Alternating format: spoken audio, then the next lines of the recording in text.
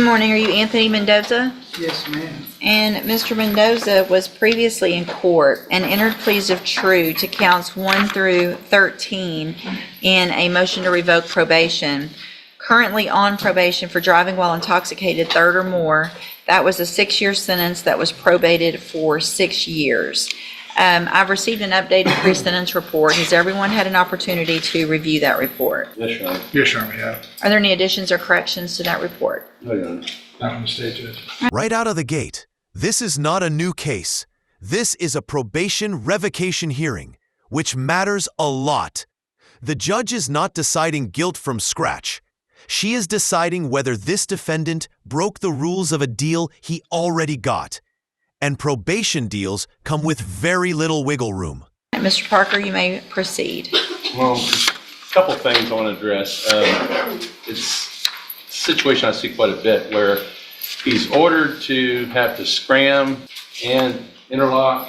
It's costing him $600 a month, and he's having to go to work, but yet he's not supposed to drive, and so he's driving with an invalid license, and he's not able to work, and he can't afford to pay for the things he needs to do, such as the 12-step program, the GED program. All those things require money, and that's one. This is a classic probation trap. You need money to comply, but you need compliance to keep working. SCRAM devices, interlock systems, mandatory programs. None of it is cheap. The defense is trying to frame this as a system that set him up to fail. The question is whether the judge buys that or sees excuses. One of the big issues, but the things I'm concerned about is that it says that he went to the safety relapse program. I'm not sure exactly what happened, but he says he never went to the safety relapse program. I don't know if he was ordered to go and he didn't go, but I think he was in custody at the time, and I'm not sure how that happened. But he also says he's never tested positive for cocaine, which is alleged in here. It addresses an issue that he apparently had with one of the directors of the facility where he became combative, and this also in turn is tied to a SCRAM device. He ended up developing a big sore on his ankle, so he would put his sock behind the SCRAM device. And in this incident, he was frustrated and he wanted to take his boot off to show the director the problem that he had. And that's when they were saying that he was being disruptive. He has no other felonies, Judge, and he wants the opportunity to go back to he wants to complete his probation. He wants to do the safety relapse. I'd like to hear what they say of what happened with that, but I'm sure there's an explanation. And I think you'd also like to address the court, Judge. Well, let me first make sure I've got the timeline, because it appears that I see that safety he completed and then was placed on zero tolerance in the high-medium caseload. And after that, there was an issue where he was testing positive, again, for alcohol and cocaine, which I understand he denies the cocaine, but that's what this alleges. And in October of 2022, I'm assuming through an administrative hearing, was granted relapse SafeP. Yes, ma'am. There was a motion to revoke that was filed and came before the court, and he was ordered to go to relapse SafeP, and he absconded, and he never went to relapse. So he wasn't in custody? No. Okay. And then, so we didn't see him again until August 11th of 2023 when he was arrested in Houston. So here's the thing. This is the moment everything shifts. Once the judge says the word absconder, the tone changes. That means probation did not lose him. He disappeared. And legally, once you stop reporting, every missed requirement becomes your responsibility, whether you knew about it or not. Whether you probably didn't get any paperwork. Come up here to the front in the middle here. From at least October of 2022 until August 11th of 2023, you wouldn't have known about anything because you quit going to probation. You were an absconder. And the only reason we found you is because you were arrested in Houston for aggravated assault with a deadly weapon. And then in May, we get you back here and You were sanctioned to 180 days in jail. So this is the third time, it looks like to me, that you would have been given an opportunity to remain on probation. I gave you upfront time, continued you on probation. Courtesy supervision was sent to Harris County. And then we have the SCRAM device issues still, alcohol violations, interlock violations, aggressive behavior, ongoing alcohol use. So if you didn't do the relapse safety, it's not anyone's fault other than your own, because if you didn't know about it, it's because you weren't going to probation. Mr. Nichols? Judge, I think it's pretty clear.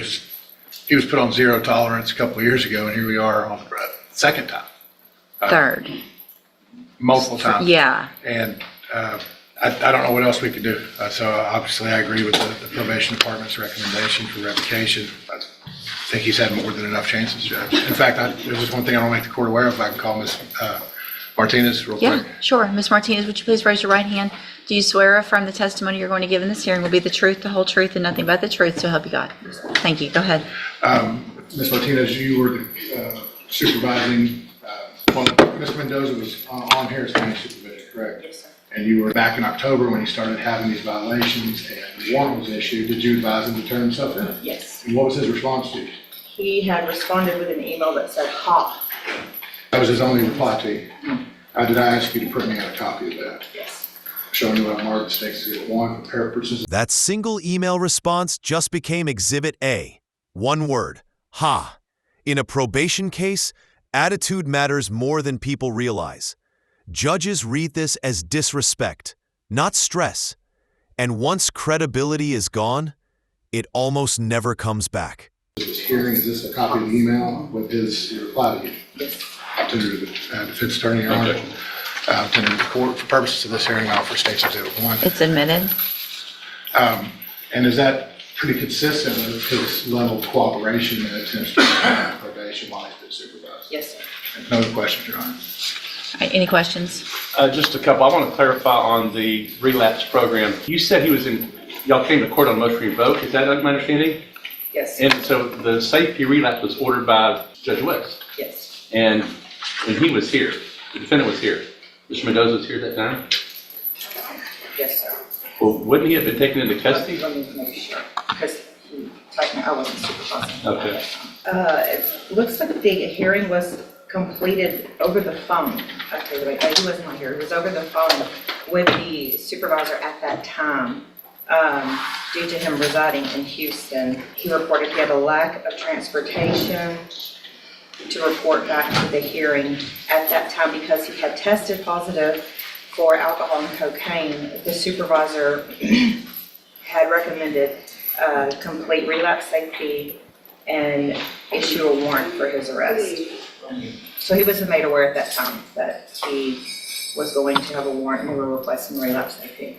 I have no further questions of her, Judge. All right, anything I have no else? other questions for Ms. Martinez, Your Honor. Your Honor. Thank you, Ms. Martinez. I think he wanted to address the court, but we never did because Sure. we went to her. Go Would ahead. you like to tell the court?